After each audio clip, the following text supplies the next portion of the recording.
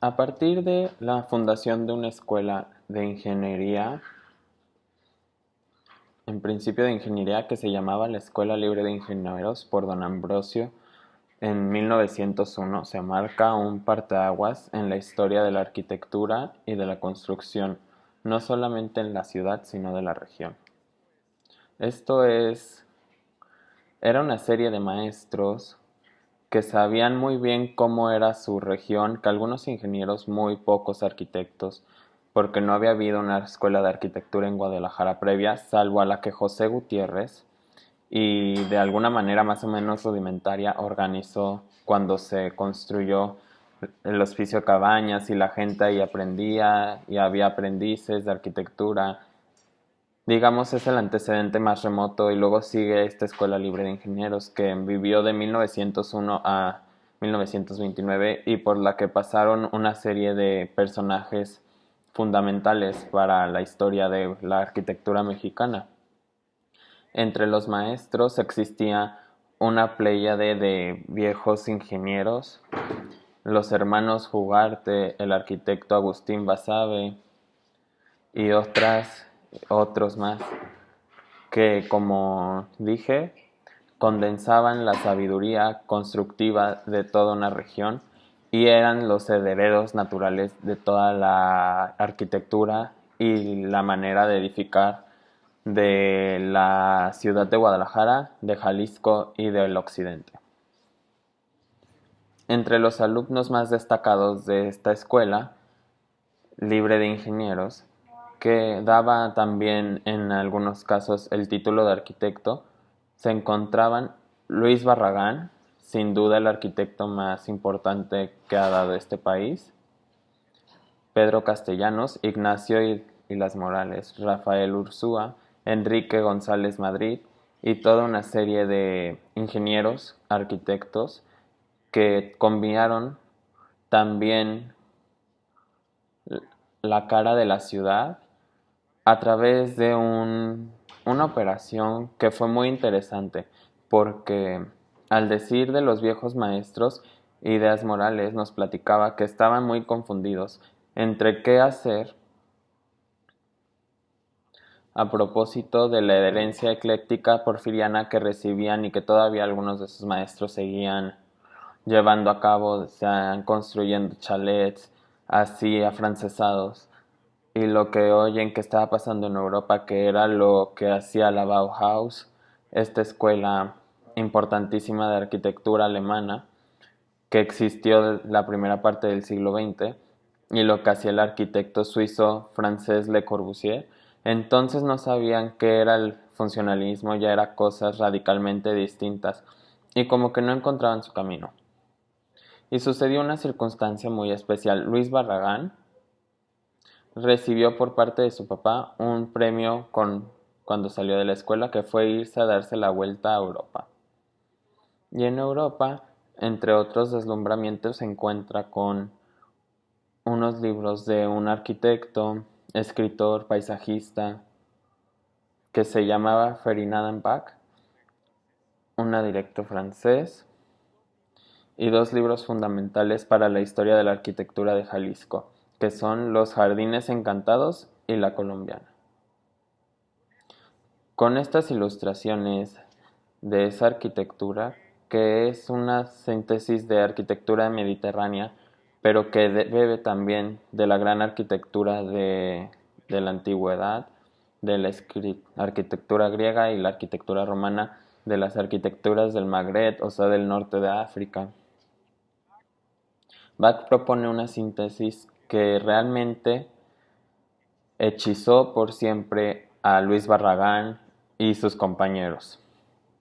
¿Por qué? Porque era como un reconocimiento en un espejo lejano de lo que existía aquí a través de lo que los españoles trajeron,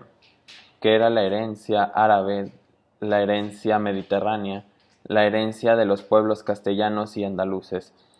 cuya síntesis había conformado la arquitectura popular de siempre de Guadalajara.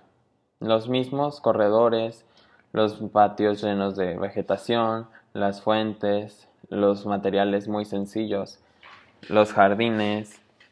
Todo esto lo encontró y entonces como que Barragán y compañía dijeron, bueno, es que esto por aquí está la salida de nuestro dilema.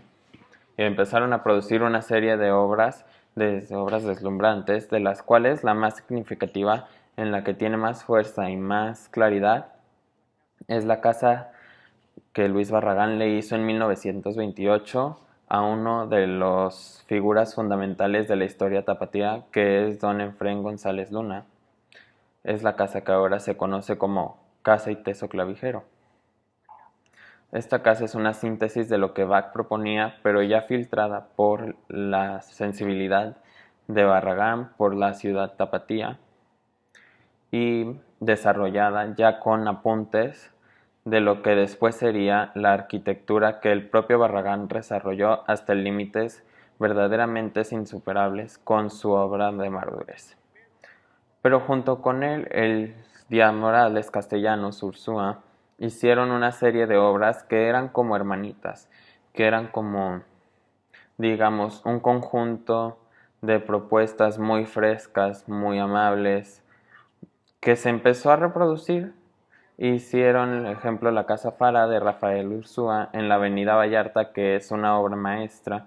de este arquitecto de Concepción de Buenos Aires, Jalisco. Hicieron, entre otros, la Casa Rebo de Pedro Castellano. Hicieron una serie de creaciones muy importantes y que marcaron toda una época y continúan marcando la fisionomía y el talante, sobre todo, de Guadalajara. La trascendencia de este legado es algo que pareciera haber marcado no solamente el devenir de la ciudad, sino el devenir de toda la arquitectura mexicana. Porque de este hilito que Luis Barragán sacó de sus visitas a Francia y luego de su visita posterior a los jardines de la Colombier en el Mediterráneo y su trato con Friedan Bach, se obtuvo una conexión íntima con la gran herencia de Occidente, con la gran herencia cultural milenaria, en donde la arquitectura sabía adueñarse de un lugar y sabía apropiarse de esas características y convertirlas en mediante una alquimia muy sofisticada en piezas de arquitectura comprensibles para todo mundo, en donde todo el mundo era capaz de gozar, de entender, de meditar, de reflexionar, de tener una familia, de ser la vida con los amigos, que verdaderamente después marca, como dije, uno de los talantes más importantes de Guadalajara. Y una condensación paralela y que tiene muchas conexiones intelectuales con esto es la revista Bandera de Provincias, que Bandera de Provincias condensó también a ser de intelectuales, entre los que Luis Barragán se contaba en la Ciudad Morales también, pero que trataban de rescatar de la provincia los elementos más esenciales y más característicos y más útiles en el sentido más inmediato de la palabra para construir una vida tanto intelectual como material, pues más fructífera, ¿no? Más gozosa, más amable. Entonces esta, digamos, conjunción intelectual tiene como nuestros frutos, indirectos también o directos, la Escuela Tapatía de Arquitectura y sus continuadores.